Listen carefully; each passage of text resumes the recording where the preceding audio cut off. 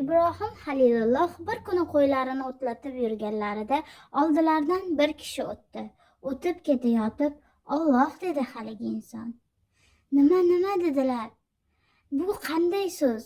Menga yana bir bor ayting" dedilar Ibrohim alayhissalom. "Bu so'zni aytsam, menga siz nima berasiz?" dedi haligi kishi. "Cho'nchagimda bor tillalarimni sizga beraman" dedilar Ibrohim alayhissalom. Yana u kishi "Alloh" dedi. Qalblari nurga to'ldi. Butun jismlari quvvatlanganday bo'ldi. "Yana bir bor ayting" dedilar. "Unda nima berasiz?" dedi haligi kishi.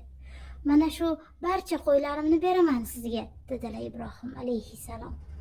Yana "Alloh" dedi haligi kishi.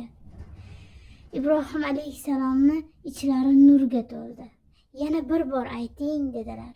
"Unda nima berasiz? Hech narsangiz qolmadi-yu" dedi haligi kishi. "O'zim bir umr xizmatingizni qilaman, qul bo'lay sizga. Yana bir bor ayting shu so'zni" dedilar. Haligi kishi yana "Alloh" dedi. Bu kishi Allohning amri bilan yerga inson ko'rinishida tushgan Jabroil alayhissalom edi.